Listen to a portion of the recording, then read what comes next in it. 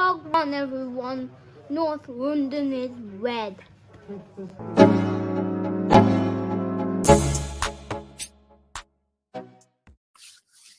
Wagwan, everyone. I hope you're doing well. And welcome back to another Arsenal show. Another show where we're going to be talking about the mighty Arsenal, who are top of the league once again for how many weeks running now? Can't even be bothered to count. We're just there. We're just sitting pretty at the top. Nearly, a quarter of a way into the season. Arsenal still top of the league. The haters are hating and the smilers are smiling. But I hope you're all keeping good, everyone. Great, happy start to the week. And apologies if you're a Tottenham or a Manchester United fan, where, not if you're a Tottenham fan, really. Not really if you're a United fan either. But yeah, I understand the commiserations and the feeling that you guys will be having right now. We've been there. Definitely. It was only a couple of months ago when we lost our massive clash away at White Hart Lane in a game. If we simply won, not even that, even if we had drawn with the events that followed afterwards, we would have had the last laugh. But no, they did. They enjoyed it, and their time was then, but our time is now. And big up each and every one of you that's watching live. I hope you're all keeping good. Oh man, the confidence is brewing and the excitement is just rising.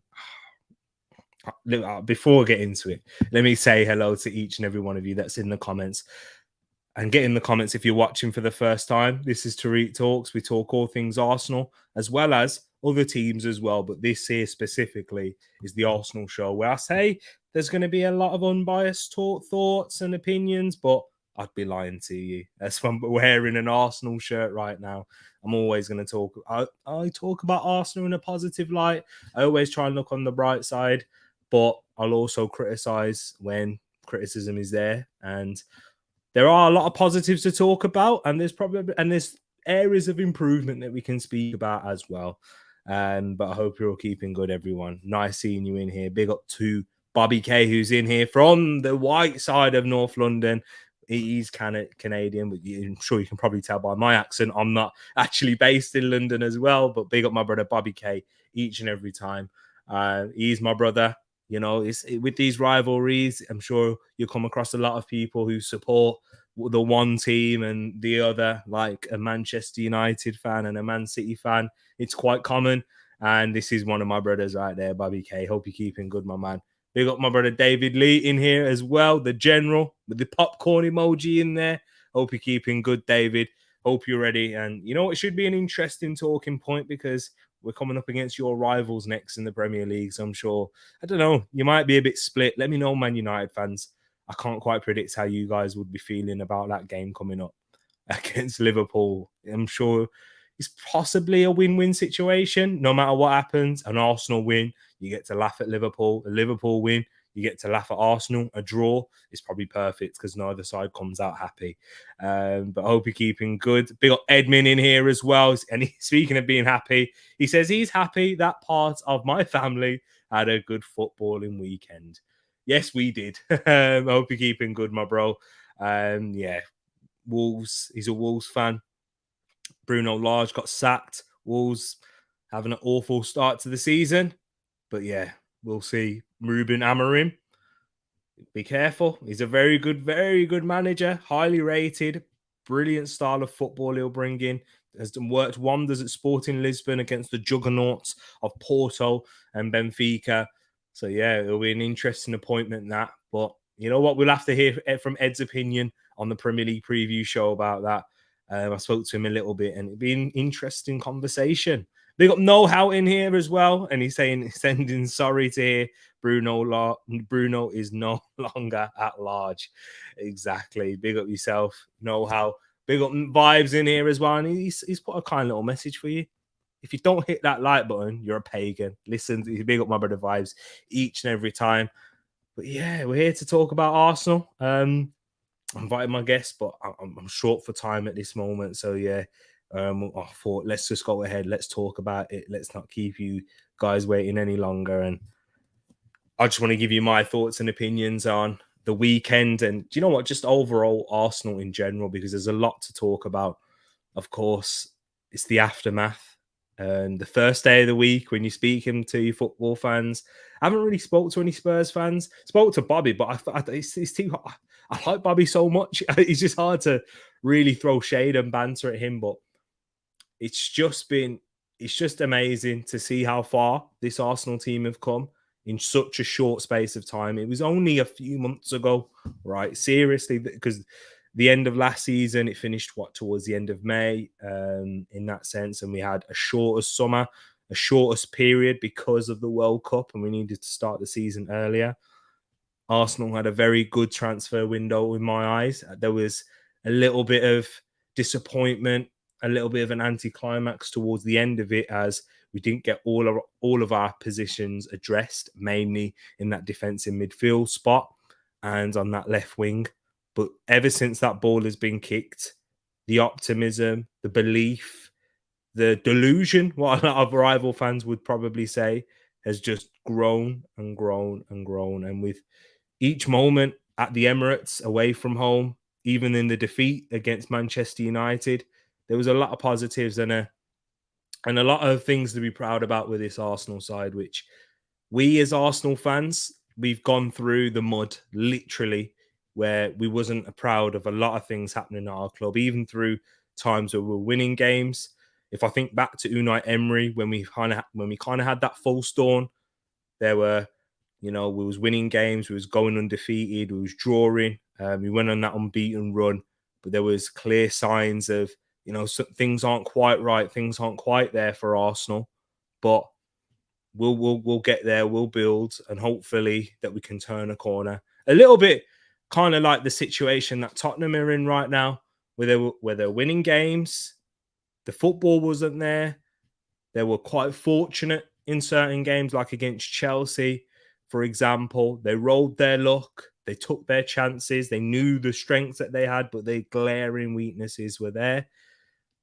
And they unravelled in the North London derby. But maybe the fact that it is the North London derby, Spurs fans can take a little bit of solace in that, given their record away from home, away at the Emirates. Of course, it hurts, but to see where Arsenal have come from that period, and it's kind of showing literally what big up my brother Rich EB saying here, Unai Emery wasn't changing the whole mentality of the club, and it's from top to bottom. You're spot on. His role was brought in to try and get the best out of that current squad, get the best. Let's try and make Champions League football with that squad. Whilst papering over the cracks, the rot was still there, but let's just put some wallpaper behind that rotting wall and see if that will be able to fix it. Basically, Arsenal were operating like an ostrich. But to see where we had to go through, cutting through all of that mess, hitting those low periods, especially during a tough time in life, with COVID and the pandemic, and with us not being able to go to football matches, Arsenal hitting their worst run from that November period through to December, questioning Arteta. Even at that point, after that Spurs game, I remember when we lost 2-0 and Thomas Partey picked up his injury, someone who's been very much on board with the Mikel Arteta, that's where I looked at it and I questioned and I went, is he actually going to be the right man? Because this looks unattainable now, this job, getting through this period. I can't see where our next win is coming from. Players were constantly getting sent off. Loads of the players, I thought the players are going to get rid of him here, and it's going to be a sad end to which had a very nice start. And it was only a few months before that where Arsenal won the FA Cup. And because of that, just once again, few months, how things can change, which is why we should surely and most definitely take enjoyment. And the thing is now, we can see something for the long term. We can see something growing. And guess what, people? You're not going to just be seeing me here chat by myself no more, because my brother is here. He's ready. He's wearing the old school Arsenal top. You know who this is already, my people. It's the Don himself that needs no introduction. It's my brother, Will. How you doing, man? Yes, my brother. How you doing? You right? I'm better than all right, man. I was having a little monologue there, Marcel. No, I was enjoying it.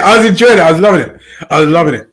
Nah, man. But Sorry, apologies for being late because nah, man. I have to. I was out shopping, and there's a little thing that I like to do after North London derby win, right? And what I call it is my salty spuds. So when I've done with all the Arsenal podcasts and there's no more that I can go on, I go on the Spud podcast and just hear their pain. It's so delicious. You have to try it, T. It's so delicious. I mean, you don't just have to do it after North London derby. You could do it after they've get battered, because so it's quite often that you get to do it. But after they get battered everywhere they go. And I got caught up in that and was laughing. So my joy is palpable. Don't you worry, bro. That's fine, because you know what? I had a salty spud for dinner as well. A jacket. It was quite nice. We got Mumsy for making that, and I might have to make that a tradition now. After big up, Mama G. You know exactly. But nah, man. But how are you feeling, bro? I'm still buzzing. Match reaction together. How you still buzzing? Oh, without a doubt. And what, to be honest, actually, all jokes aside, what listening to the Spuds podcast does is it's almost like I've watched a different game, because to hear a lot of what they were saying, that they were in the game and you know they looked like the team that was going to win at some point. I heard someone on some of them. I'm like, were we watching the same game? No. Because there was a spell. There were a couple of spells that I remember. Like obviously the Ramsdale save, and there was a couple of times where they looked like they were going to get on a break, but their final pass wasn't that great. But I didn't think at any time from start to finish that we were going to do anything but win this game.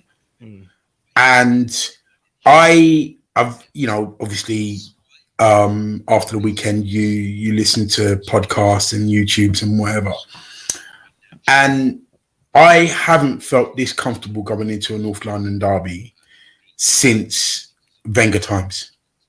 I was nervous. I was anxiously confident. Yeah. Because Spurs are Spurs. They got Kane and Son, and you know, you can probably put Richarlison in there. But when I saw Kulusevski wasn't playing, I had no doubt in my mind we were going to win this game. I would have been disappointed with a draw. I'd have been fuming if we'd drawn. And the way that we played, the way that we buoyed them, battered them, bullied them, slapped them up like they was like some little boy. It was just so sweet. And like I said, I haven't felt like that since Wenger times, sort of invincible Wenger times. Well, all the Wenger times, because I don't think he ever lost to them. Exactly. And do you know what? Bro? we're going to get through all your comments as well, people. But know-how's giving it somewhere that I want to have this conversation and take it to first. Can I hear myself in the background there? Or is that I don't know. Probably. Oh, probably. What is encouraging for me is seeing that Arteta is making really good decisions. Okay, he's not a tactical mastermind, but he's bought well and managed his squad really well. I agree with those praises. And in terms of his tactical mastermind, I think that game against Tottenham, his tactics were set up and it was perfect for the game. And it was things that, once again, me and Wilf was talking about in our Twitter space the day before the night before the game, and we was asking and talking about who would we bring in. Tomiyasu, we're thinking against him because he did really well against him last season. Good tactical decision from last season for Mikel Arteta. Kieran Tierney gives us that little bit of defensive stability. We don't know what conditions Zinchenko's going to be in, etc. And those were the two areas. But the fact that Arteta still imposed himself on this game, and there were slight tactical nuances that he changed. For example, we wasn't the way we was getting the balls into the box, we wasn't crossing them a lot of the time. because that's what Spurs were set up to do. They wanted us to cross the ball into the box. If you saw how they were sat in at deep line, getting ready to defend those crosses, Spurs work that like a treat. We saw it against Liverpool last season. Liverpool's big strength, of course, is getting crosses from Andy Robertson and Trent Alexander-Arnold. But the counter-attack that they're able to impose after that is dangerous, is lethal. But even in possession, we was being very secure and we was taking risks, of course. We were still putting in a few crosses. But the fact that he spoke about, we knew that Thomas Partey with that first goal, we knew, looked into the game that Hugo Lloris isn't strong with dealing with shots from outside the box from a long distance, with how deep that Spurs were, how he got Saka to move infield into the game, and he wasn't as wide as he has been previously. Yeah. Whereas on the other side, Martinelli was getting chalk on his boots and he was chicken royale. What praise do you want to give to Arteta for this game, bro? Like untold. I will keep heaping praise on this man. With the question of him not being a tactical mastermind, you only become a tactical mastermind with experience through dealing with different situations. And the biggest thing that I've seen with Arteta is every game that we have lost, we never lose the same game the same way twice. Yeah. And the whole way the team was set up. And you said about it with the crosses. I think with our attack now under Arteta, there's diversity. Our attack is diverse because we'll cross, but we'll cross in the air. We'll pull back crosses. We'll play the ball to the edge of the box, as in with the Partey goal. It really is a diverse attack now. So you don't know what you can't set up for everything. You cannot set up for everything against this Arsenal team because, like you said. You made a really good point. Tottenham were like, right, they're set up for the crosses and all the rest of it. And then, oh, wait a second, they're not going to cross it. They're going to, they're not going to cross it. And then we have to change up our game plan. And then the next attack, there is a cross. And it's like, okay, well, what do we do now? And it keeps them guessing. And that is tactical nous, and he's gaining it each and every game. And he's no longer that lovely new young manager. He's a force to be reckoned with now. Just in the same, the only thing that he needs to start adding is trophies, and that will come. He's no longer this unproven new manager in his first job. He has, I defy anyone, even Pep, to have been this successful in the way he's been with all that he's had to deal with in such a short space of time. Because this is his third season, so he's had 2.5 full seasons. How many managers had won a trophy by then? And in their third season when they got their team, and bear in mind all he had to get rid of and dust out and COVID and all the rest of it, be sitting on the top of the table now when nobody expected us to. People, even there's elements of our fan base who were saying, we're not going to get fourth. We'll be lucky to get fifth. If we get fifth, that's a really good season and all the rest of it. Sitting where he is with a FA Cup, going the way he's going, we need to be putting some more respect on this man's name, and Edu, and Josh Kroenke. Yeah, people need to be putting respect on his name. I'm not too fussed about outside of the club, but our fan base need to be putting respect on this man's name. Exactly. And speaking of putting respect on someone's name, it kind of links well with Arteta and this man, Benjamin White, right? This guy, you know what? It's just crazy how this guy has moved from Brighton for £50 million with so much backlash. He can't play in a back four. What's Arteta doing? He's not good in the air. He can only play in a back three at Brighton. And what are you moving him to right back? Zaha's going to eat him for dinner and those things there. But the fact, massive credit to Benjamin White for his character, with how hard he works. We saw it in the All or Nothing documentary. Arteta speaking about it, and Carlos Cuesta said, "Your best ability, Ben, the best attribute you have, Benjamin, is your ability to learn, right? And playing in an outer position, area of the pitch that he's never played before." In a completely different system, where once again, if you guys just watch our games, right, and I do encourage you to watch it with a tactical eye if you're an Arsenal fan, and look at these things without the ball and how our team sets up. So we start with 2 centre backs at the base when in possession, and we have 3 in front of them: Partey in the middle, Benjamin White to the right, and then Zinchenko to the left. Playing in those areas of the pitch, Arteta getting the best out of those players, not getting them exposed, not letting them look,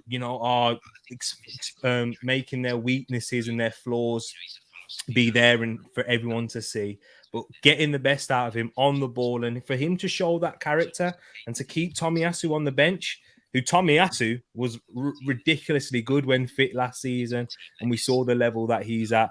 I thought against yesterday, it feels like yesterday with how good it was. Yeah, I know. Against Spurs, he was the difference in a lot of the time. And have a look at how we generated our second goal. Not even our first one. He played the pass to Thomas Partey, and of course, it's a shot from outside the box. You're going to be like, yeah, that's an FPL assist. But the run that he makes, the variety in his run, he doesn't just go to make that same overlap. Yeah, he comes inside, he goes outside. Space for Saka to come inside and get the shot off. And those things, guys, in football, it makes the difference at that top level. And for him to understand that and know when to make those runs, know when not to. We haven't seen Ben White, apart from the Crystal Palace game, when he gave that ball away, when he was caught on that left, be caught out of position the same way that we have seen, with the Trent and the whatnot, and even a Dalot yesterday and those areas there. Tell me a player who hasn't been. Tell me a player, and I'll say you're lying. Be it Ronaldo, Messi, Van Dijk, whoever. People will make mistakes. No one is flawless. Yeah, definitely. No one is flawless. And I think if he's not in that England side, we're missing a trick there, because to show how intelligent he is as a footballer, to be able to play defensive mid, which he has done, play centre back, and he's played right and left centre back, and to be keeping our right back out of the side when you've never played there before. And you've had the test. I don't care what no one says. You've had the test against Zaha, and everybody, he didn't score, didn't make anything. What happened to Son yesterday? He got dragged off. And why did he get dragged off? Why did he get dragged off? Because he got nothing out of Benito Whiteonio. And if you sat him next to Gabriel, or you sat him next to Saliba, or if weird thing, Tomiyasu, and I think Ben White could play right or left side and still be class. And that 50 million is looking like a steal, a bargain. It looks like we underpaid now. I'm not going to lie. It looks like we underpaid, because essentially we've got 3 players for that 50 million. And that's how he's building his squad depth, isn't it? By creating versatility. That's where our squad depth is, by players that can play multiple areas of the pitch. It's kind of like positionless football. And I know Moss will love to hear this, because, with his Dutch side, total football. You have to be able to cover in certain areas as well. It's not you're a right back, you're a traditional right back, Gary Neville style, run up and down, get the crosses in. No, you're covering a space in that pitch. In different thirds, you're managing different areas. But he also allows you that freedom to make your own decisions. in that sense, Arteta, which is the little difference between Pep. Everyone thinks Pep and Arteta he just got the scrapbook from Pep and copied that in the exact same way. Have a look at the interviews with Gabriel Jesus and talk about the freedom now he's got at Arsenal, which he didn't have at Pep, because Pep needed you to do things in a very methodical way, and it's worked. I'm not denying it, but there are differences. But and Jesus said it himself. Jesus said it himself. He's more at home here. It was more a rigid system under Pep, but he's got the freedom here. Exactly that. We've got 2 questions. I'll answer this one, then we've got one for you, Will. From Ed.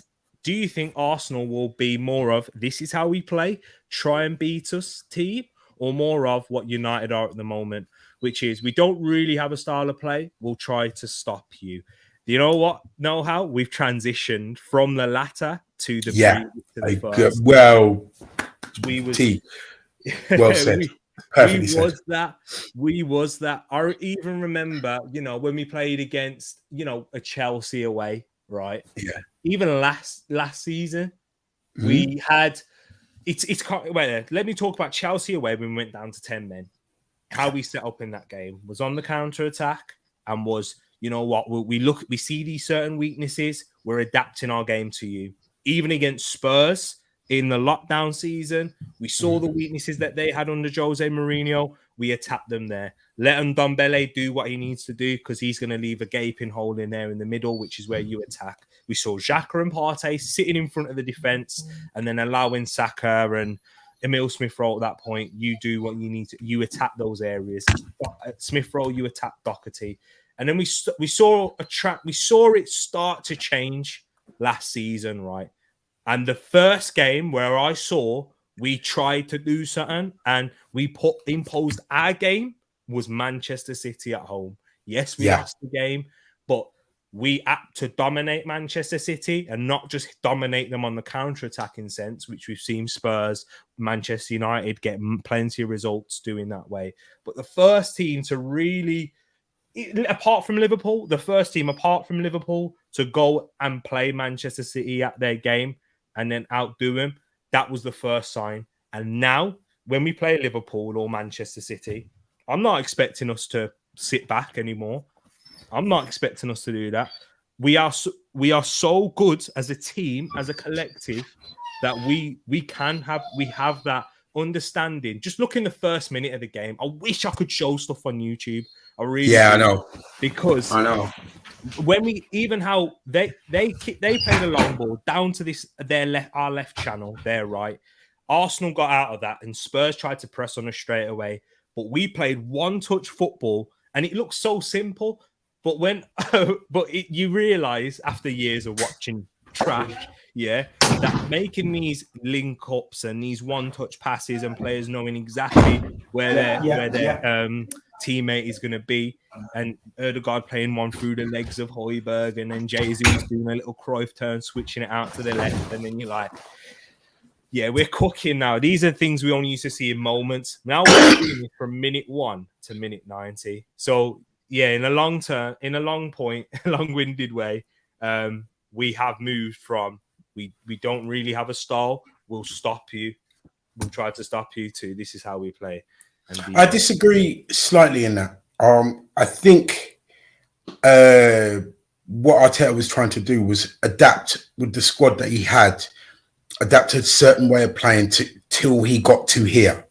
Yeah, so he used the players that he had and found a way to utilize them as best he can till he got to his system. Because if you look at when we had Lacazette and Oba, we won the FA Cup like that. We beat who did we beat on the way? Man City Man City and Chelsea. We got results like that, and he was like, okay, I know where I'm going, but until I get there, I have to be adaptable along the way. And I think that's what's happened. And now I agree with you. We are at a place where this is how we play. You need to adapt to try and beat us. If you do, fair play, whatever. And what will be interesting is how we play against Liverpool and against Man City, because those are going to be the biggest tests to this style of play that he has. I can promise you now, because of how Arteta thinks and how he wanted to get to this stage, he ain't changing. Oh, I don't think he is. I don't think he is. This is where fans will think. I think there is a section in our fan base that think, you know what, if we're going to beat Man City, we need to do the counter attack. We need to sit back and try and counter attack them. Nah, man, there is ways. I think Newcastle showed you the blueprint. Newcastle didn't sit back and counter attack against them. They went for their throat. Straight through them, and were unlucky in the end. And look how we played it. Remember last season when they were at the Emirates, that first half. We didn't counter attack. No, we battered. We took it to them. Yeah, it was only individual errors which cost us in last season overall. Anyway. And refereeing decisions. Yeah, of course, I forgot about that. Yeah, exactly. Yeah. Refereeing decisions, and then just little moments of naivety, which I feel like we've learned from. Anyway, exactly. And I think you've got to remember that teams like Liverpool and City, they don't come up against teams that go at them because they're all about high press, high intensity, battering teams into submission. When a team's, I suppose it's like a boxer who only knows how to fight against counter punches. Because he's so aggressive. So when he's coming back and it's a slugfest, all of a sudden he's taking blows and he's like, whoa. Tyson said it best. Everybody's got a plan until they get thumped in the mouth. Yeah. And if you're thumping teams like Man City and Liverpool and them kind of man in the mouth, they're going to back off. At some point, they're going to have to cover up. Otherwise, they're going to get knocked out. And it's a duel of, we may lose those games, especially at the Etihad and whatever, but it will make them think the next time that they play us.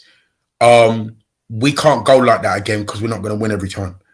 No. And this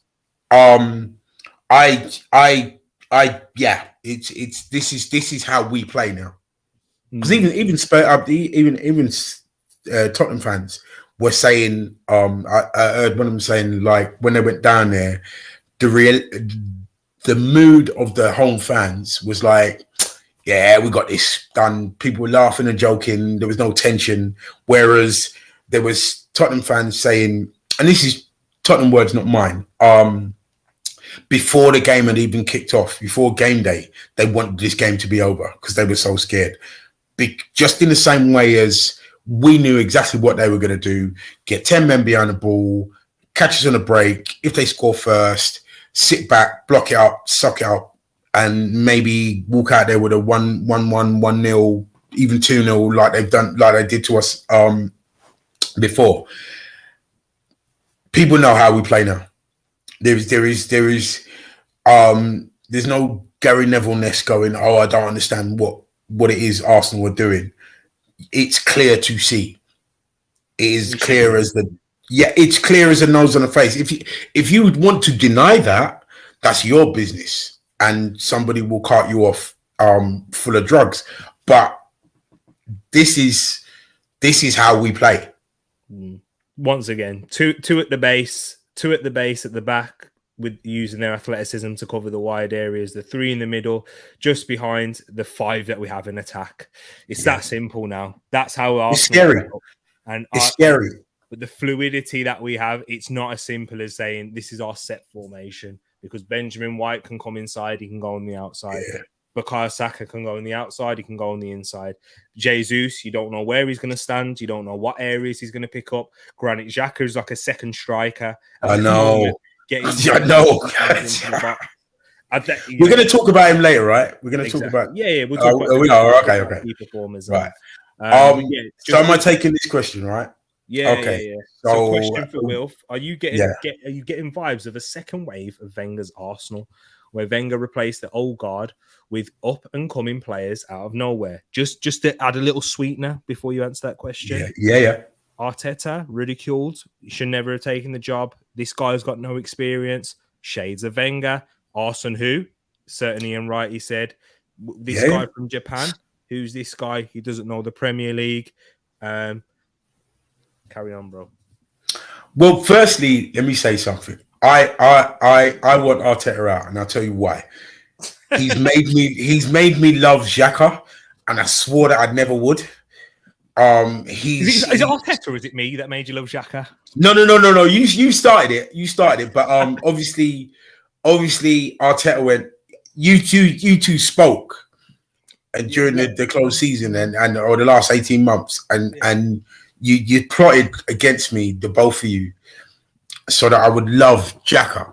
So but yeah, I do. And I'm loath to say this because people will start to go, oh, well, you say they're Invincibles. No, the Invincibles didn't start out like the Invincibles. Yeah, they started out as a team because we had Vieira, who was a bit of a flop and an unknown quantity. And we got Petit. And then we got Bergkamp, who was supposed to be a flop at Inter Milan. We got Henri, who was a flop at Juventus. We brought in this young pup. What's his name? Before Anelka. All these, bringing in all these Frenchmen. How you can bring all these Frenchmen to England? They didn't start out as the Invincibles. This team is, I do, because the only feeling I remember from this is there's two managers actually. George Graham, with more mentality as in them against us, but definitely Wenger in the fact of I have a game plan that I know that works. I have a system that I believe in. I have the backing of my owner. So this because Josh is very much like Dean. Edu, they're all on the same page. They believe in what they're doing, and it's coming to fruition now. Yeah. And I do see Wenger 2.0.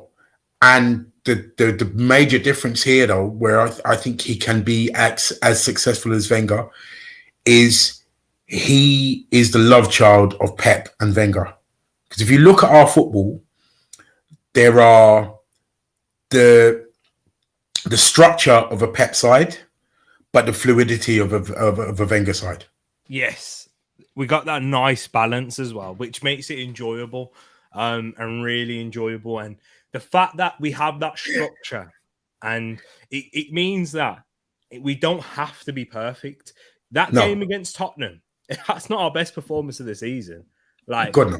But that's like the average performance of the season. But if your average level is that at that level, it's crazy. Yeah. But before we get into talking about the season overall and that, I just want to and what we can expect for everything coming up, and we talk about the whole Arsenal squad. I just want to talk about some individuals, right? And this person. One second. RH, thank you very much. That's a wicked compliment. Yes. Hanif. Yeah. Oh, it's Hanif. Love you, Hanif. Yeah, exactly. Big up Hanif, my brother, man. Hope you're keeping good. Big up everyone else in the chat as well. Yeah. We got people in the chat here as well. Yeah. Moss, if you want to come in, bro, I'll dash the link in for you, man. You're more than welcome. We're going to probably be going for another about 40 minutes. Let's say up to 40 minutes. So yeah, man, dash the link in there. And anyone else that might want to come on and have a word about Arsenal as well, feel free. But I want to talk about individual. This guy who's touted to, the news is coming out that he's hinting of a contract extension, which will put the mind and everything at ease. Everything, not just the mind, absolutely everything of all Arsenal fans in William Saliba. Not just his performance, but do you think Arteta performances? Yes, exactly. With the level of performances, I don't know why, but there's still a question that people are saying, like, was Arteta right to loan him out? This 100%. It's been asked and answered. The fact that Saliba is playing the way he's playing, regardless of whether you believe the loan spell was correct or incorrect, the fact is he was on loan, and in that time he would have learnt his football. He's come back, and look at what we got. So the only way you could say it was wrong is if Saliba came back, was absolutely crap, and or we had to get rid of him.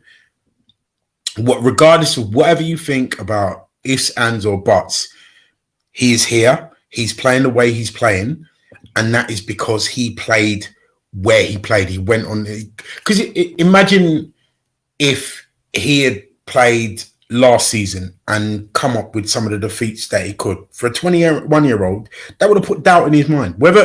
However strong you are mentally, that would have put doubt in his mind of can I do it in a Prem or whatever, and he would have had to been playing with an inferior back system. Yeah. So it's a moot point. The fact that Saliba is here and playing the way he's playing, and everybody's like, we're talking about, oh, he's got to sign another contract, and other managers talking about him, and all pundits going, and he's playing like Van Dijk at his best, and he's 21 years old. Yeah, and you can't say he hasn't a test because he's played against the Palace forwards. He's played against the Man United the Man United forwards. He played against the Spud forwards. You know what I mean? Arguably, who are supposed to be world class, Son and Kane. I haven't seen Harry Kane that beat up and bullied for a long time. He was bouncing off Saliba. He couldn't physically. You know, Kane loves to physically bully people. He couldn't do that. And this is another thing that we haven't even given praise to Saliba in this sense. The guy is making his first season in the Premier League, right? As a young centre back. I think we forget because we've had him for 3+ years, and the fact that he's taken it like a duck to water in a league where Darwin Núñez is given time to settle. You know, we're praising Haaland for how crazy of a fast start that he's had. But Saliba has had a ridiculous, not actually far in terms of the centre-back level. Exactly. Yeah. In terms of the difference that he has made. And he's essential for how we play and how Arteta allows Benjamin White to do what he does when he moves forward. And to show that level of confidence, too composed, like everything from start to finish, like, in a North London derby, your first ever North London derby, you come that atmosphere in form. By the way, Heung-min Son. I know it's. We like to write the narratives now. I wouldn't say in form, but you just come back off scoring a hat trick. Yeah, but it's against Leicester and it's in one game. But no, I'm not negating that he's a good player, and because everybody's talking about his form. Listen. When I say in form, I don't mean throughout the whole season. He scored some goals. To come off the back of into a North London derby, and scored a hat trick. After scoring a hat trick, he scored for South Korea as well. Right. Well, it's now if Heung-min Son scored on the weekend, you're not saying he's been out of form now, are you? No, you're saying he scored 4 goals in 2 games. Like, he might have had a rough start, but he's coming off the back with confidence going into it. So there's no reason why he shouldn't be having any confidence. But Hanif, I want to ask you this question, my brother. You know what? Big up Hanif, because he's a Chelsea. Big up Hanif. I love, if you want to listen to him chatting about he's a football man. He's a football man. He's a Chelsea fan, but his brain is a football brain. He's a football brain. He's a process man. I love this guy, man. But anyway. Terrible ref, though. Terrible ref. That's true. That's true, bro. That's true. My question for you, Hanif, is if you're William Saliba now, right? Honestly, from a neutral's perspective, do you sign that contract? No. I think it depends on what. I think it depends. Well, at the moment, yes, but I think it all comes down to what Arsenal's ambitions are in the transfer window. I think this summer is going to be big for Arsenal because if you look at the type of football they're playing, if they can find another Thomas Partey from somewhere, and sign a couple of other, maybe 2 or 3 more top class players, I think the future is extremely bright because let's be honest, this guy is going to have options. He's going to have a lot of options. But at the moment, yes, if you go by what he's doing, the way he's settled in, him and Gabriel just kicking it off, you have to say that is the best centre back partnership at this moment in time in the Premier League. They complement each other really well. I think for me, Saliba is a breath of fresh air for Arsenal, and I think he's one of the key pieces that they've missed in a very long time. And I've said it before, and I'll say it again. If you give Arteta time, and I don't think this is his make or break season. I always said you have to judge him on his 4th season, which is next year, and that's the top 4. But if you look at, because this has come early for me, because buying Jesus was the first big piece of the puzzle. And I think he's just going to keep, if he can buy another 2 or 3 more quality players that challenge the likes of Saka, challenge Martinelli, challenge Odegaard, challenge Xhaka, who's been extremely fantastic this year. You look at the Arsenal team and the football they're playing, and I think they're playing the best football at the moment. The sky is the limit. If I was Saliba, yes, I would sign because I think everything is there. But with these football people, you don't know, man. You can't trust them unless they sign that contract because you don't know who's in their ear and you don't know what options are going to be available. But at this moment in time, Arsenal Football Club is in the right hands. It's going in the right direction. They've shown the patience. And you know what? You're top of the league for a reason. Exactly. It is the right Well, everybody says the league don't lie. It's the right place for him, though, isn't it, Wilf? You've got to be honest. At this stage that he is in his career, he's still 21. If he signs this contract, he's not having the best years of his career at Arsenal necessarily as well. Of course, I'm thinking at this from the player's perspective, not from my Arsenal fan, right? I'm looking at it from the player. He signs that contract. Let's say he signs 4 or 5 years, onto that deal. So let's say that adds what? 5, 6, 7 years onto it, which at that point is going to be 28, 29. You can still make that move to Real Madrid or Barcelona or PSG, wherever he wants. And he can make it he doesn't even need to go to the full 5th year of the contract. Nope. Because at any time he can just say, listen, I want to leave, and they'll let him leave. Because it's, when a player wants to leave, you don't keep him at your club. And with how Arsenal are operating at the moment, you're right. Yeah. Exactly. But if you're Saliba now, or if I'm Saliba now, I'm looking across all the leagues. The only place I'm going, if I'm not at Arsenal, under what's happening, because if we think we know what's happening or we can see what's happening, imagine what the team are seeing week in, week out. So the vibes are good. Training is lovely. You're top of the most competitive league in the world. You're getting kudos from outside of the club as well as inside the club. You're obviously loved because you can see when he scores and when we score and what's happening. You're in a team that can develop because everybody else is the same age as you. And they're looking to, they must believe in that they're going to be kicking some ass. Yeah. Barcelona in turmoil, Real Madrid are in turmoil, even Bayern Munich aren't, where they need to be. Mm-hmm. Where else are you going to go other than Man City? Yeah, and feel the love and be part of a project that is long term, that you're not going to have to. Because remember, he's not carrying anyone; he's just doing his thing, and all these other players are stepping up to his level. Just like they're stepping up to Jesus and Zinchenko's level. Why would you not sign? The only reason that you're holding off is to get a little bit more money. And I'm not gonna argue with that. But he seems to be grounded. And also, people forget that the club was supportive with him when he had some personal tragedy and all this kind of thing. Yeah, and they did what they did, and they didn't give him any backlash of some of the things that he said while he was away. You're trusted, you're loved. Why would you go anywhere else? at this point in time. Wilf, I told him to keep off the smartphone. I told his family to take the smartphone off him. Now, since then, this guy is, I'm telling you. Oh, I know what he's referring to. Yeah. I know he is. Yeah, man.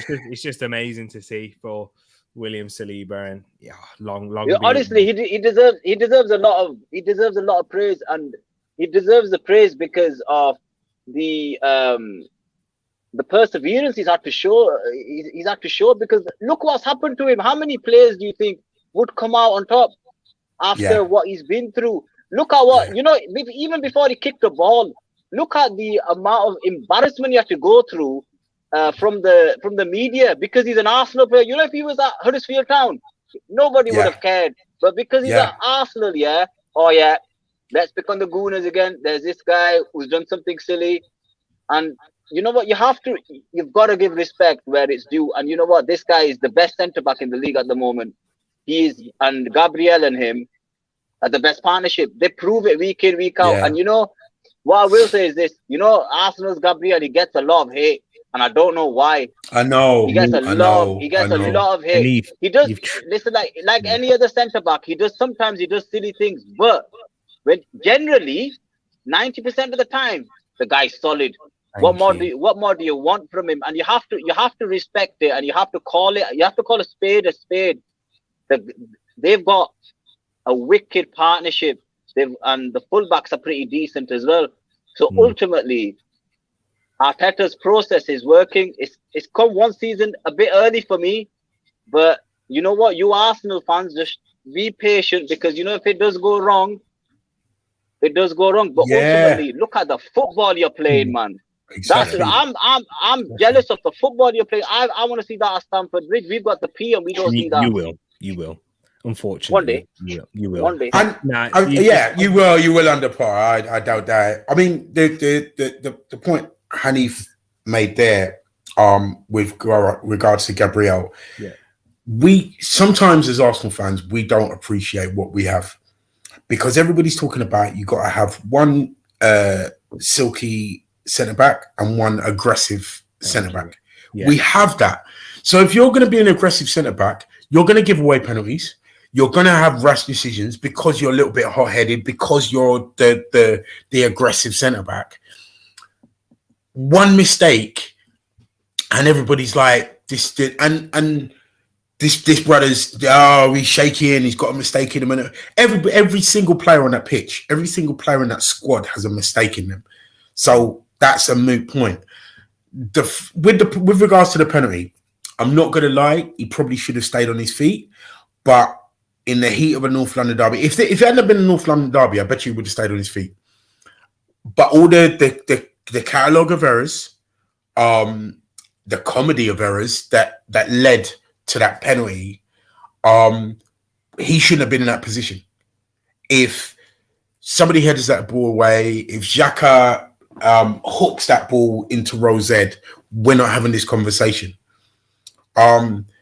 You cannot be like that about Gabriel when Saliba has scored an own goal. He made a mistake. Does that mean that we should get rid of him and pull him out of there? No. And do you know what, Wilf? What I'll just add on, the mistakes, we are going to see Saliba make errors as well. We're going to see is that composure, that confidence that Saliba showed. He's going to get dispossessed, and that's going to end up being a goal, similar to the mistake Gabriel made. It's going to be. We're going to see that, because that's the risk that you run. You start. Do you know when we talk about goalkeepers when they play out of the back and they do? Yeah. When you got a goalkeeper playing out the back, you have to take the errors when they come, just as long as they're not frequently. But we don't talk about other players like this way. We don't talk about Gabriel. We don't talk about Benjamin White in that sense. We don't allow Xhaka to make an error. Thankfully, he did, and he scored. And thankfully, he did. Thankfully, he scored, which means that we don't get to dwell on that's the error. That's the error really that leads to that goal. We don't do it with Jesus. Because there was a couple of times he missed that header, which he put wide, where it was a free header. Nobody's talking about that. The brother should have put it back across the goal, down where Lloris was coming from. Exactly, and that's why all I call for Arsenal fans and for fans, I kind of want fans to do it for their own clubs as well, because we've got Man United fans in here as well, and we got Ed who's in here. Ed's not one of those really, but I just want, you need to have unity, and you need to treat players fairly in the same way. Yes, of course, you're going to have your preferences. Saliba's going to make a bigger impression on most people because he's very attractive to the eye and how he plays. But then to other people, like myself, because you know what? As a player, right, I was a lot... You're going to be surprised here. You're going to think I'm going to say a lot. I was like Gabriel. I wasn't. I was like Saliba in that sense. I wouldn't see... But when I played in these, and this is at a lower level, right? But when I had someone who was an aggressor, Ed will remember this watching me when I was a kid. And I had someone, I felt so much better because I'm like, I don't have to do the aggression now. I can let my brain do the talking, and someone else gets their physicality, and they're the strong ones. So what a striker would do is, they'd move on to me, and they'd move like Harry Kane, like we saw with Harry Kane, and he did the same petulant little kick on Gabriel as well. You can't move on to one. If you've got two centre backs who are exactly the same, which you know, Benjamin White and Saliba are very similar in style, but Saliba, because he's more athletic, he's got a better. I think he's a more natural defender than Ben White. Yeah. I'm not saying Ben White's bad at all. I think he's very learned well. You know, he's more cerebral than natural ability.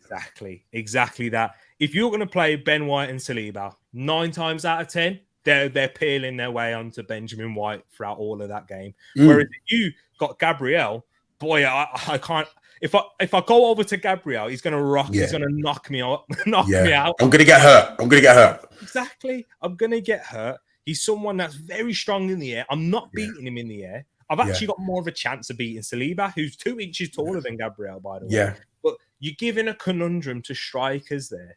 And you're making your centre-back partnerships literally have no weakness. And that's what Vidic and Ferdinand was so good you beat me to it. That's what I was thinking the whole time. I'm sorry, you're going to hate me again, Wilf. Terry on Carvalho. No. Terry totally, and Carvalho were ridiculous because Carvalho's the one reading, and then John Terry's the one sticking his head in where we wouldn't even pick our feet. And I've said that. You heard me say that. It's one of the reasons why I don't rate him as highly, because he needed to have a certain centre back next to him for him to be good. But the thing about it is, people still, they want that. There's elements of our fan base, and when I say elements of our fan base, because I really only see it on Twitter and stuff. They want that silky and hard guy, but when the hard guy makes a mistake, or because from his natural hardness, it's like we got to get rid of him. I'll go one further. I have no problem with criticism of our players. Yeah. But you said it, unification of it within our fan base.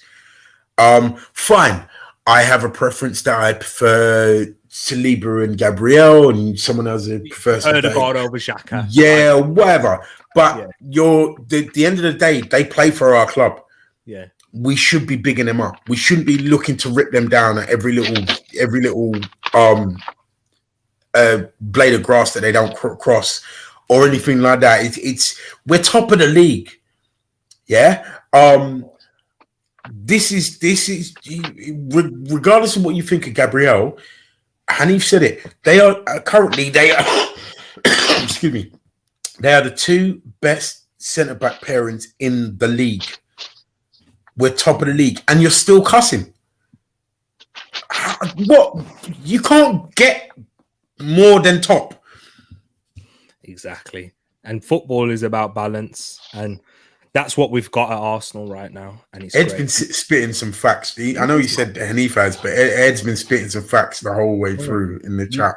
Wenger didn't play Torre and Keown together. Exactly. Because they would have both got, it would have been easy against them. Yeah. And he never played bold. He very rarely played bold and Keown together. Exactly. Do you know what I mean? So it's one of them things, and speaking of balance, and once again we're talking about partnerships, guys. We talk about, Saliba's the one who gets the praise, and Gabriel gets a little bit more criticism. Seems like it's going the same way with our wingers. Martinelli getting all the praise, and like as he deserves the praise. Yeah. And then Saka gets the criticism. This isn't based on the Tottenham game. This is on the season throughout so far. Martinelli and Saka are not the same player, right?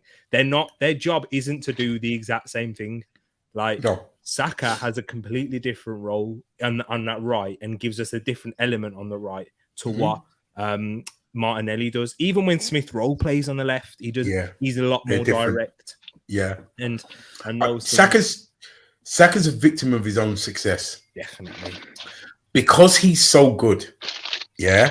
The Palace game, he got triple teamed. I noticed it in the North London derby. Every time he got the ball, wherever the other man was, he would leave his player and come over to Saka.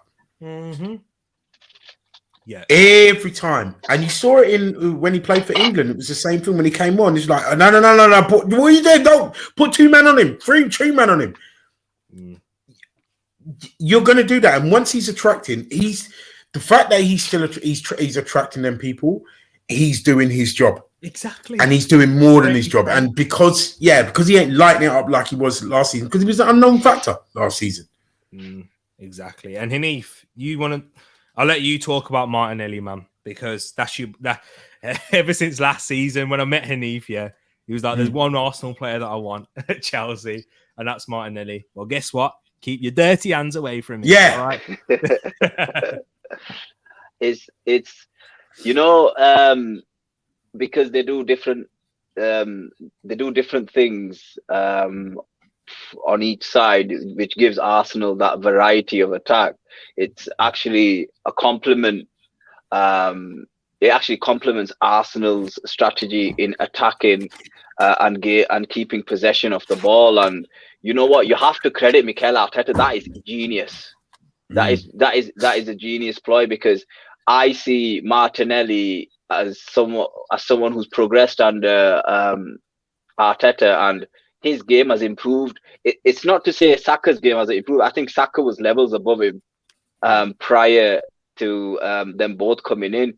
But I think when you look at what each one brings, especially Martinelli, who I believe is the superior player overall, I think because I just like his flair and how he does things.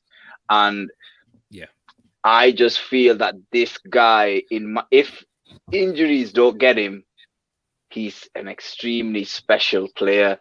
He's, like people talk about Anthony, right? You need to put some respect on my man's name now. You've got to listen. He's there. He's here now, and he's doing it in the Premier League. And it's there to see. Yes, you could argue he needs more figures, but those figures will come in time once the whole team is better. Because if Smith Rowe can sort himself out, and I don't think it'll happen this year because of his injury. I think it'll happen next year, and they can get them three scoring, and then you got the main man up top. I'm telling you that those four, that quarter is a dangerous team, man. And that four, and when I watch Martinelli, and I absolutely rave about him. I go, look at this kid, man. This is what you call a proper Brazilian, not Fred. Yeah. And this for me, look, I admire great football, and I've watched Arsenal over the years, and I'm telling you, I'm going back, and when Wenger came first time around, this Arsenal team has got that same style about it. It's got that same tenacity. They've got that attitude, thinking, you know what, we're gonna play football. We're gonna play our way. And I said it to T when you played United. I go, you know what, you should be proud of your boys. You only lost because you didn't take your chances. You played the better football. You outplayed them. They just, unfortunately, they just caught you on the break, which is all that they had, and they had a bit more precision. But if you're gonna play like that all the time, bloody hell, you can only say you can only admire that type of play. And I think Mikel Arteta deserves the praise. It's going right. And look, you've got to give the Arsenal team more respect because they lost against United and then they bounced back. This team can bounce back, and that is such an important thing for the club, for the fans, because they probably thought, bloody hell, this Tottenham game, it's a tough game, but you know what, it might be the right game. And it was the right game because they bounced back with a win and a bang. And Thomas Partey kind of shut up his critics because he received a lot of criticism before the game. You know, one person who I think talks a lot of bubbles, is that guy on TalkSport, man. That former Spurs player who was below average, Jamie O'Hara. Oh my God, man. Yeah. Gave no respect to Arsenal. He gave none.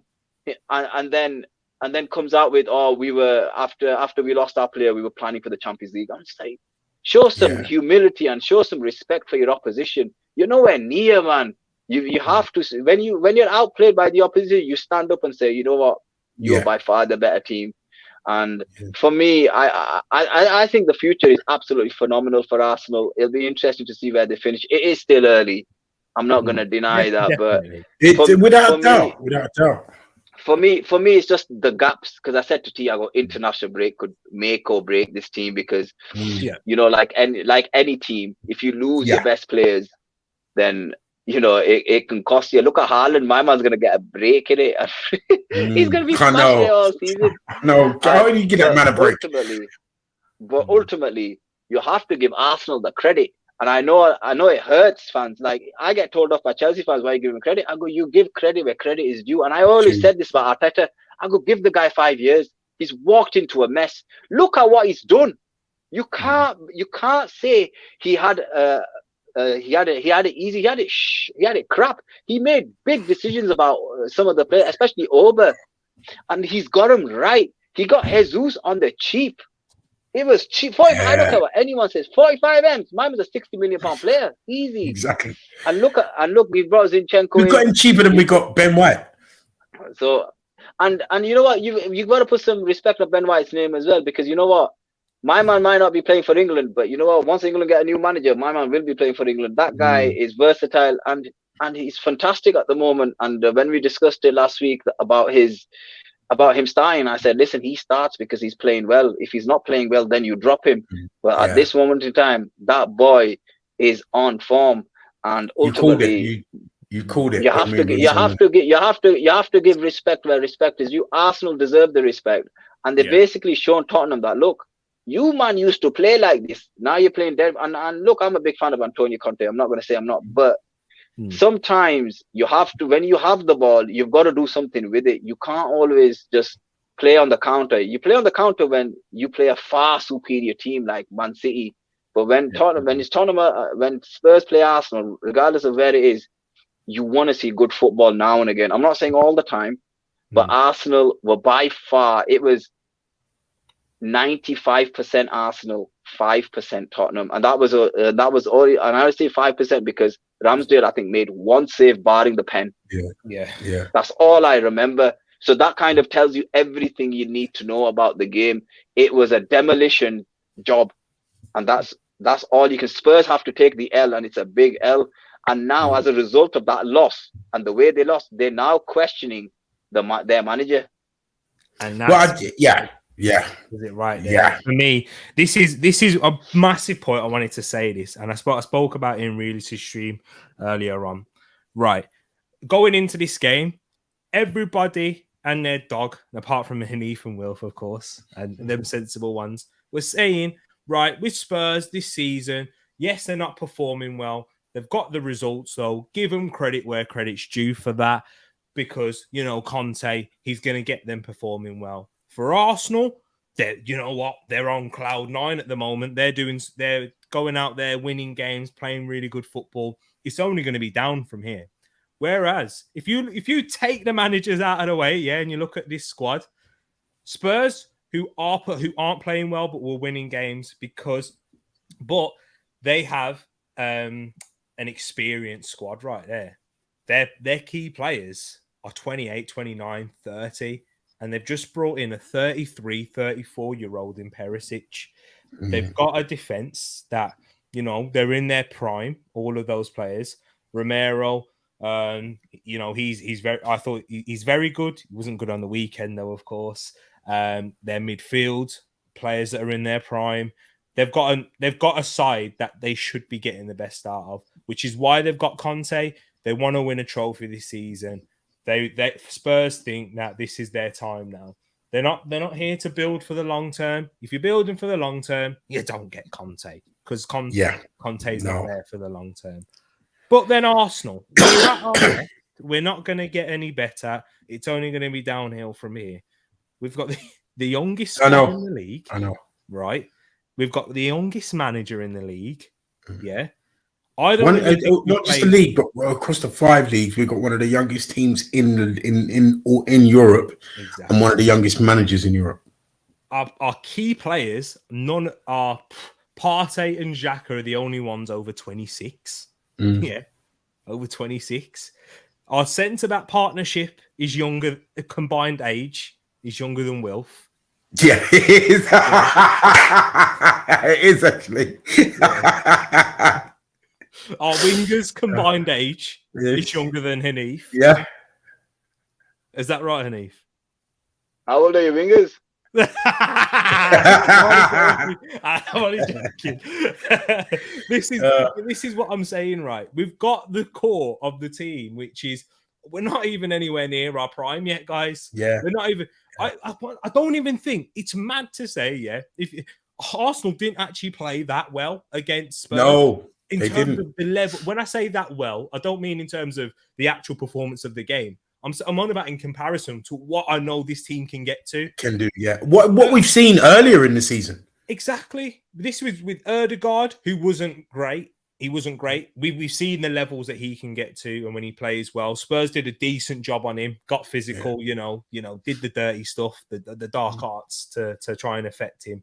Zinchenko, I thought he was good. Yeah. But I don't think he's actually fully fit. That was one of his worst games for us. Exactly. And then even Jesus, I thought he was better against Manchester United without the goal. Yeah, this is me. Do you know what I'm saying? So this is me. They're still at a high level though, and this is what I was trying to say earlier. Spurs need to be perfect to win games. Arsenal don't need to be perfect to win games anymore. And you know what? I just wanted to move it on a little bit into the 2 upcoming games. Can I just quickly say something about Conte? Yeah. 2 things. One, him making the substitutions that he made and bringing off Kane and Son was from a disrespectful to the North London derby for Spurs fans, because if that had been Arteta, I would have been peed. If he just to concede that way 70 minutes into a game. And also I don't think Conte truly got the North London derby. I don't think he's aware of the fixture in the way he should be. Yeah. Exactly. Yeah. Exactly. And you know what? He's probably aware of it because of what they did last season, but I don't think he was aware of how good this Arsenal side are now, in all fairness. But what I'm going to say is... I say he took it as just another game. Yeah. I hear what you're saying. Like, I think he was aware, like, it's hard because I'm not saying I'm not saying he's totally unaware. Yeah. I just don't think he's as aware of what it meant to the club as he should have been. I don't know, because they won that game last season though, and that was massive for them. And that game was ultimately the difference, wasn't it, as well? Yeah, but I think that was more to do with the fact that it was making Champions League than it being a North London derby. Yeah, I'm sure. He managed Chelsea. I'm sure he knows like what these derby games are like, and he lost to us as well in that 3. Yeah, no, listen to his interview, and you'll the match reaction. I don't know. I'll see if it was on either BT Sport or if it was on BBC. But there's something that he says that makes me say that. But go ahead. Okay, fair enough. But anyways, I just want to move this on because we've got about 5 minutes left in terms of. Just quickly talking about the next 2 games. Bodo Glimt, right? Yeah. What player, Wilf, are you looking forward to seeing in this one? For me, I'll start off. I'll go first. I don't know if you're going to choose this guy, but for me, Probably, it's Reece but go on. Nelson, right? Okay. The reason I'm saying Reece Nelson is this is his last chance now. Like, this is his last chance. Whether you think he's going to make it or not, now it's his time to prove it. Because this is his Eddie Nketiah's chance. This guy, highly rated when he was a youngster. I mean, he was definitely spoken about more than Bukayo Saka and Emile Smith-Rowe. When he was in the academy. He was more than Eddie as well. It was, yeah, he had ridiculous ability. He struggled. He struggled on loan at Hoffenheim. He couldn't really when he was coming into the Arsenal side. That was more the latter of Wenger and early Unai Emery days. It was in a great environment, but now if he can, even just he just has to do what Eddie did. Just show a decent and enough level to show that you can be a rotation player. His time is now. He's got his last opportunity, and not thankfully at all, but from his point of view, his opportunities come with this Smith-Rowe injury now. I'm not expecting him to have a blinder. He's just come back from injury himself, but just give Arteta and Arsenal fans something to say, you know what? I'm looking forward to seeing how he does in this Europa League run. Because he could, once again, I'm not saying I think he's at the level, but he could save us a signing in January if he just shows a decent level. So Reece Nelson. Oh, 100%. Put it this way, on that, you have to start looking at his mindset if he doesn't. In this team, with what's going on, remember what I was saying to you about Saliba, about how the mentality within the team, the togetherness, where they're going, and all the rest of it. If he cannot find somewhere or bring the level up at his mindset more than his, because we know he's got the ability, because we've seen it in games. It's all when you're at the stage, it's your mindset and your consistency that takes you to the next level. And if he can't in this team, then it's about mindset. Yeah. But that's a really interesting one for you to pull out. Yeah. Who are you saying, and why is it Eddie Nketiah? you know me well. The reason why I want it to be Eddie, because I think the Europa League is what's going to take him to that next level, where he's actually pushing Jesus and putting in Arteta's mind, boy, it's like, actually, you know what? I can bring Jesus out for a rest now, because I can put Eddie in there. I also, is it Matt Smith? Is it Matt Smith? Yeah, Matt Smith, the youngster as well. I wouldn't mind seeing him. So it's between him and Eddie that I'm most interested in seeing. Actually, there's one more, but anyway, yeah. Hanif, anyone that you like to see in the Arsenal like reserves or players that haven't had many minutes that you want to see? Tomiyasu, maybe. I think Tomiyasu's a busy man. He has to be. I want to see Nketiah a bit more. I think I think he's all right, from what I saw last season. But this is the thing. Say, for example, he comes in for one Premier League game and he doesn't do anything. What's he going to do in that game? Do you know what I mean? And I think Wilf hit the nail on the head. Get some confidence in the Europa League, try and get some goals, and try and push Jesus and try and push Arteta's mind that, you know what, when you need me, I'm here. But there's quite a few, isn't there? There's that lad. A lot of people have told me that he's really good to watch Portuguese football, and that's the lad you bought, that Vieira. Yeah. So, it's those types of players. And one thing that we do know for sure is Arsenal have always produced and been able to support these youngsters in becoming good players. I think with Reece Nelson, can he get to the level where I don't know exactly his position. I don't know if central attack or if it's Xhaka's position, but can he dispossess Xhaka? Yeah, because he's more okay. So he's more of a winger. So can he come in for Saka, for example, or Martinelli, where you're winning games? Just think, you know what? Show me what you've got. Like, let's see. Can you do something in this game? And that's what I would say about Reece, because it's very hard to gauge when you're not playing, and I think it's very unfair to young players who come in, who have done well in the under 21s or under 23s or whatever you call those fixtures, and then ask them to, do something in a game where sometimes you need a run of game. And I think Nketiah proved it at the back end of last season, where he came in and he was scoring. I know in one game he got a couple of goals, but he was playing well, and he seems to be doing what Arteta requires of him. If he wasn't, he would not have received that bumper deal. And I think that he'll surprise a few Arsenal fans, because I know that a lot of Arsenal fans don't rate him, but you can't rate a player that's not been given an opportunity, because there's every club has these youngsters. I know as a Chelsea fan, which annoys me the most, that we've had a lot of good youngsters, but if they don't get given the opportunities, you can't call a player a bad player. So I think Nketiah is one, and Reece Nelson, if he gets his chance. If he doesn't, you know what? I've always said that young players have to force themselves away from their clubs. Like Conor Gallagher, I said it at the start of the season. I know he scored yesterday on the weekend, but I said, listen, why are you staying at Chelsea? Why, when you can go and play somewhere? Why?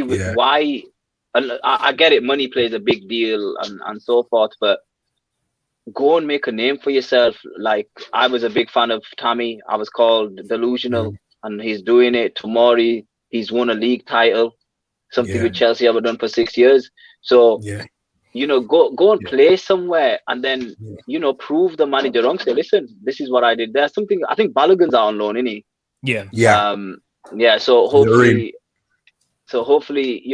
he can make a bit of a name for himself, and don't look at the league that they do it in. Look at whether they've improved as players, and whether they've, given it their all, and they've made an impact. That's what it's about for a young player, because a lot of these Premier League superstars, they went to dead teams, but you've got to go to a dead team to sometimes learn the tough side of the game, and learn how to pick up certain traits and skills as a footballer, and then enhance your own game time. And that's what it's all about. It doesn't matter what league you go to. You could go to the Scottish League. Van Dijk came from there. He wasn't a bad player, was he? And ultimately, it depends. I knew the other striker, the one with the dreads, Swedish one. Larson, yeah. And that's what I would say, because these young players at academies, right? It's a shame the way the Premier League and football is, because you've got these young kids and you give them that dream and they work their socks off and they make it. They get that contract, and then they're on the fringe. They're on they're just outside the first team, and you just think what they need more than anything else is a run of fixtures. Steven Gerrard wasn't that great when he first started for Liverpool. No, he had dead seasons, man. He had dead seasons, but he came in. But he came good, and that's what you need to do. But I think Arsenal's youngsters are pretty decent. It's just asking them to make an impact. That could be the problem for your emotional fan base.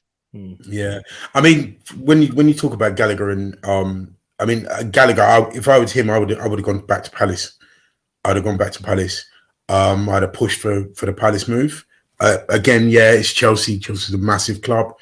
When you say about Tammy, I always thought Tammy. I to this day, I still would have loved him, and I think he's a very, very underrated striker. He's probably on form up there with Kane at the moment for England, and didn't get the respect that he was due.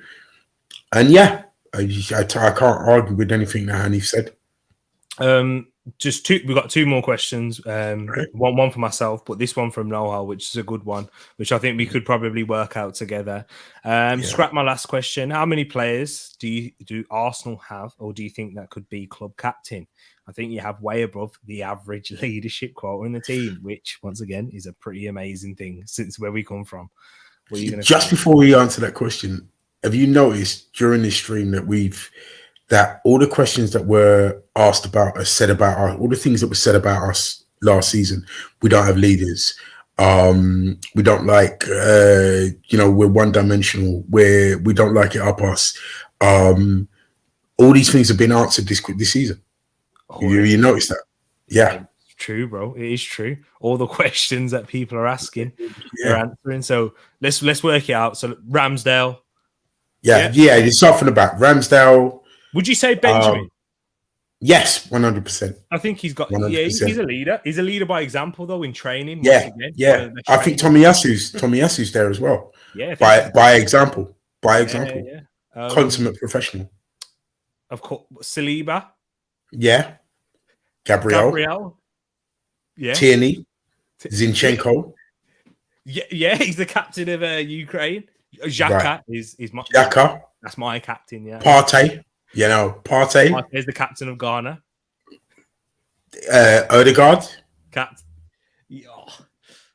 Saka. That's when I saw you put that in the chat. Yeah, he's a lead, like similar to Odegaard, isn't he, as well? Remember, at one point, people were shouting for him to be captain. Yeah. Jesus. He's the vice captain as well. Exactly. So, and that's what 10 of the first team. That's crazy, bro. And then, of course, on the bench, you've got different types of captains with Holding, El Nene. Who else? Say his name right. Holdini. Holdini. Yeah. Who else? I reckon Matt Turner's a bit of a Holding. Like I do. I know it's disrespectful to say this, but like the water boy. He knows his place. Yeah, he knows his place, and he's happy with his place. And he's got to be there because he's at a good club. Yeah. And you need players like that. Yeah. Liverpool have it in Milner. Man City have it in Ake. You have them players in. You have it. You have those players in every good, great, wicked team. Yeah, Gilberto, Edu, in the invincible side. You know what I mean? You have these players that are not starters. Kanu. You have these players that are not starters, but when they come on, they do their thing. In having them in the squad means that other teams are afraid of you. Yeah, exactly that. Exactly. I'm just my final question now is about Liverpool. So we've got about 3 minutes to answer this. So I just want to know this. How do you feel going into that game? The best I've felt for best part of a decade. It's gonna be I think it's going to be, and I want it to be, a slugfest. Perfect time to play them, both with where we are and where they are. The one I'm looking forward to more is the one at Anfield. Hopefully they're still in turmoil, but I'm very confident. I haven't won at Anfield since 2012. Hence the reason why I wish this fixture was at Anfield at this moment in time. But do you know what? Yeah, I hear what you're saying. I totally understand. But do you know what? Like this, I said this before the game, right? This is the test. Yeah. Not Spurs. Yeah. I was no. We called it. If you don't believe me, Hanif and Wilf will prove it. I said 3-1. Yeah. We all said 3-1. Yeah. Like I said it in the previews. I didn't change my prediction once, right? Yeah. Because I was confident of beating Spurs of how they play. Arsenal, North London. I've seen worse. And I knew they were going to score. Penalty, of course, that's going to be the case. But this Liverpool team, if we can beat them, and I say, just put a convincing performance in there, and show that we're better than them right now. All my Liverpool men are silent. All my Liverpool men that I know, one of them come out and go, not going to lie, I'm afraid. All the Liverpool men, because usually coming into this fixture, I've got bants of going, you're going to get slapped about again. All of them have gone quiet. Yeah. They've gone quiet. If we do that against Liverpool, but before I say what I was going to say, Big up my brother Jay in here, man. It's been a while, brother Yes, Jay. Jay. Oh yes, Jay. It's been Yes, a while, man. But you know what? Big up my brother Jay each and every time. Yes. Guys in the chat, yo, long time TTF. Show some love for Jay, man. Hope you're keeping good, my bro. Hey, you know he catches you in Sainsbury's. been a minute. You know? Yeah, I know. It's been a minute. It's been a minute. Exactly. But if we beat Liverpool, we're gonna. It's the perfect time to play them. It is the perfect time to play them. They've got too many problems. They've got too many problems. Yeah. It's the perfect time to play them. The thing is, if we do beat them, I bet you the narrative don't change about us not being contenders. It will be, oh well, Liverpool ain't the Liverpool that they were, but same man that's on the field that won the title and was there and blah blah with a couple of exceptions. It's still going to be the same. I don't change my prediction from the beginning of the season. Realist, if you're listening, second trophy and 17 goals. You've moved it up, man. You've moved it up. He was on you for you saying third, let alone second. I know, and I moved it up. If you look in the predictions in a prediction thing, with my list, I moved up to second. But so, as I said, you didn't hear me, did you? When I said, I did. And any other, I have to say this, any other season, if they didn't have Haaland, I'd be like, this is going to happen. But Haaland's too much of a unicorn monster kind of kraken. He's the kraken. I love Haaland, like in terms. I do. But them hamstrings need. Them hamstrings. Hey. Them hamstrings. So you saying I should call one of my boys to send them up to Manchester? Yeah, I mean, actually, I've got some man them in Manchester. You know, have you? I got some man in them. Yeah, I got some man them in Manchester. I don't condone violence. Who said anything about violence? I just said that I got mans them in Manchester. That's all I said. That's all I said. Yeah, exactly. You know? Just a light one. Hey, you know what I mean? No bats, man. I'm not on about. Not just mans. There's some women's up there that I know as well. Exactly. Let off. The hamstring. You know Yeah. Pull a groin. Exactly. When he goes for a little massage. Oh, did I twing your hamstring? I'm so sorry. I really am. This never happened before. But Neef, man. Oh man, that Liverpool game, bro. How do you see it going? I think you've got a tremendous opportunity to inflict some pain on Liverpool. Tereak is caught up to him. You know, when you don't fund your team properly, the way FSG have been moving, they've not replaced Wijnaldum, in my opinion, and he went 2 years ago. Yeah. They've not replaced Lallana. They've got midfield problems. They've got injuries. They spent the money on the wrong player, in my opinion. I think they should have gone for two midfielders, because if you remember in January they bought Diaz. So I thought that was the replacement for Mane or Salah, whoever was going to go. It was Mane in the end. But so I thought they bought the player because Jota's still there, Firmino's still there, Salah. So you've got them four. But they decided to bring in Núñez, which I think is going to hurt them in the long run. I didn't think it was going to be this bad, but they have got so many issues in the middle, and then defensively, as a result of a lack of competition and a lack of transfer activity, it's caught up to him. It's really caught up to him, and I didn't think it was going to happen this year. I thought it was going to happen maybe next year, the year after, but it's come a lot earlier than I thought. And the problem, what Liverpool fans are telling me, is they don't like it when Klopp is defending FSG. They just don't like that fact that because they're not funding the team, because they're staying within their wage bracket. Now, ultimately, if they don't buy in January and this form continues, you have to ask yourself, where will Liverpool finish? And there will be a lot of pressure on the Klopp. I'm not saying he's going to get sacked, but eventually he's going to have to put some pressure on the owners and say, listen, you're going to have to go buy Bellingham and somebody else on top. And there's no certainty that Bellingham would come to Liverpool because that's the thing. He could go to Man City. He could go to Real Madrid. why would you go to a team that's Did you say falling? Yeah, he Arsenal, could. mate? See if you can afford him. Why not? And Nah. ultimately, they are. I think they have to change their playing style, and then also, if you look at the issues that they're having defensively, like a lack of effort, it's Trent, right? He's not the worst right back, but when you're walking in your penalty area, it doesn't send the right message to your fans, and he's done that on more than one occasion. For me, I really they're gonna. I think Liverpool will struggle, but they've got goals in them. That's the thing. Yeah. This is gonna be the true test for your defense and how good it is. True. If they can keep, even if you don't win that game, as long as you don't lose it and that back line of yours stays solid, I think you'll win the midfield battle, because Thomas Partey, in my opinion, is better than their midfielders at the moment, and Xhaka is playing out of his skin.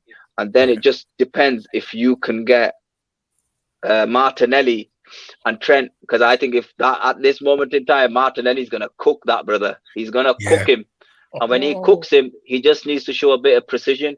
Yeah. And if Jesus can get in and around Van Dijk and that's the battle that I was going to talk about. Yeah, that's the one I want. Yeah, but that's the one. But if you remember, Van Dijk ain't firing on all cylinders. True. And if you look at it, Trossard scored 3 against them at Anfield. So I don't know what their away record is. I think their away record is a bit better than their home record. So, but ultimately, Arsenal are at home. You've got the fans behind you, and you know what? If you ask me right now, I think Arsenal win that game. I think it's going to be 2-0, 2-1 Arsenal. Yo, Hanif, man. Yo, I feel like, you know what? Big up to Hanif each and every time, man. Ever since I've met him, yeah, he's always been, when I met him on other shows when there's mad Arsenal fans, right? When they're out here, Teta out, this and that. And we are mad Arsenal fans. Yeah. We're the different end of mad Arsenal fans. He's the one always saying, calm down, trust the process. Like, you can see the football you're playing. And he's been keeping it. You know, like on the Big Six show, you got Grizz, right? You got Grizz. Who's yeah. Hanif's our brother, man. Yeah, Hanif, I know. I'll give you this shirt if you want, Or I'll give you this one, bro. Listen, I'll give you this one. I got 2 of these. You get one of these. I want Henri on mine. I want Henri on mine. Exactly. We'll get the Henri one. I will get you that shirt. I mean, this is the thing is, and ever since I've seen Hanif on your show, I've loved his footballing brain, because when he's on shows, he talks like a pundit. He's a Chelsea fan, and he's kind of like realist in the fact of, like, they are down the line. They don't waffle. You can't argue with what they're saying. It just makes so much sense. Yeah. I truly think, for the first time since Klopp's got there, Liverpool are going into this fixture a little bit afraid, a little bit scared. It's for the first time under Klopp.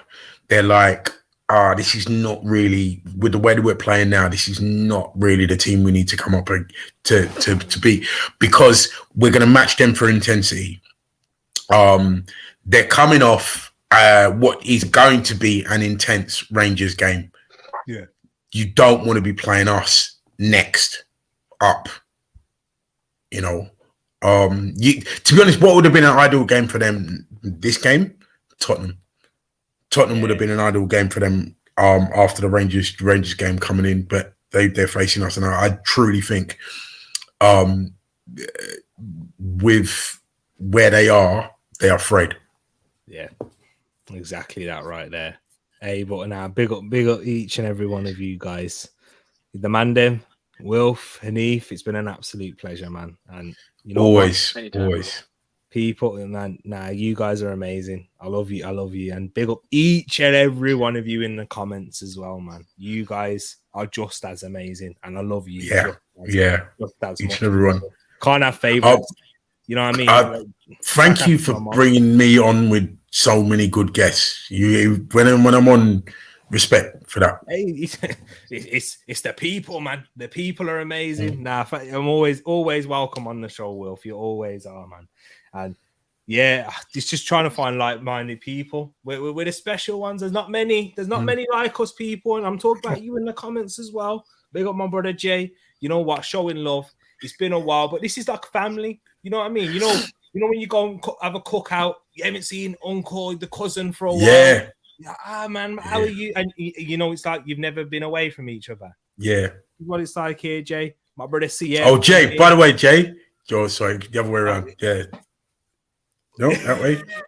Which is that way? That way, yes. From earlier on in the season. 2-0. Yeah. From earlier in the season. I had to drop that one. Exactly. Moss in here as well, man. Big up yourself. And big up Moss as well on his channel too, people. He had a massive growth in there after he received a great raid. But nah, man, keep doing your NFL streams, bro. Keep smashing them. And yeah, man, big up Moss. Go subscribe to him at Foot Moss Sports Talk, guys. If you're into NFL, you know Moss has got all the knowledge. I'm gonna try and come on next Sunday, Moss. Yeah, it's always he does a marathon, people. So there's no reason why you should miss it. All right. So big up yourself, Moss. Big up CM. You know what?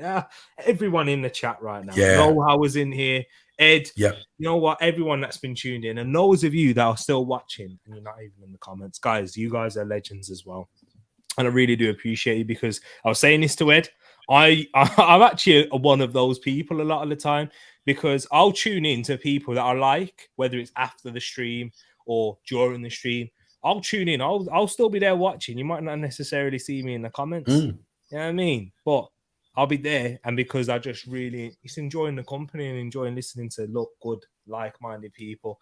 But people, we are finally out. Yes, Ed, 40 minutes is now. All right. We are finally out. You know how it goes. I said it was 20 minutes. We went 20 minutes over, actually. Yeah, but nah, man. Wilf, let the people know where they can find you. You can find me in the Discord for here. Yeah. You can find me on here. You can find me in Discord for Chronicles. But you ain't getting rid of me just yet. Even if I'm dead, I'm gonna be haunting you. I'm gonna be in that on your right shoulder. There'll be a shadow of me, and people go, "That's Wilf. That's Wilf. I'm telling you." So the Don's omnipresent, though, isn't he? Exactly. You know what I mean? Exactly. Yeah, it's big up now. Big up yourself, my bro, man. Thank you for coming on once again. And you know what? Sharing. Always a pleasure. Bro, it's been remember last season, when we was doing the prediction show, and you were saying I think Arsenal might finish 6th and that, and I was saying maybe 5th, 6th. Yeah, but then it changed. I think, bro, things. Because Moss put in the thing. Where do you think we're gonna finish now? Oh, I said last prediction show. I said 3rd, right? Oh, okay. I said 3rd, but today I did one with Heath. I've said 2nd. I've said okay. It's going to be between us and Liverpool. It is not Spurs. Yeah, I think so. I'm still yet to sorry, when I know we're supposed to be finished, but I'm still yet to be convinced with what all the hype was about Tottenham. Exactly. I've not seen it all season. I haven't seen it in the transfer market. I can't see it now. It's a negative. It's too negative to way to play. But anyway, go on. Jay says, "Don't sub to Wilf." Right. Yeah. But Henny, the man, he's not the myth because he's just all legend. The legend. Legend. Yeah, look, you can catch me on here. Everyone, please do subscribe. You can catch me on Realist channel, Eagle Eye Football, Munzi Talks, and whoever else will have me. To be fair, I try and be as fair as I can. Even though I might drop a few shots on certain teams, but you know what? At this moment in time, Leicester are being Nottingham Forest 3-0, so you know what? Leicester might be back. But ultimately, a big up to Tereak, and you know what? Arsenal are on top of the league. It's as simple as that at the moment. There you go, my brother, man. And we got Twitter Spaces as well, people. So if you do follow, drop me a follow on Twitter. The link's in the description. Drop a follow for Hanif as well. He does plenty of spaces. He gets involved. Guys, I recommend, you know what, Wilf, you started joining them the other day. They're wicked, bro. They are. Love it. Yeah, It's wicked. It's just voice chat. You can listen. You can chat yourselves as well. It's good, man. It's nice to have these types of discussions. And give us a follow on Twitter. You can follow Hanif at 532_pod. Is that correct? Yeah, that's where I am. As you can see on the screen, people, give him a follow right there. My wonderful co-host, the one who pushes me whenever you see them. It's always Hanif. We saying, bro, and I'm like, let's go then. Come on, nah, big up my brothers and people. We are finally out, but let's not forget, yeah. Let's not forget. We started it with this. We'll end it with it. Yeah. Everyone, North London is red.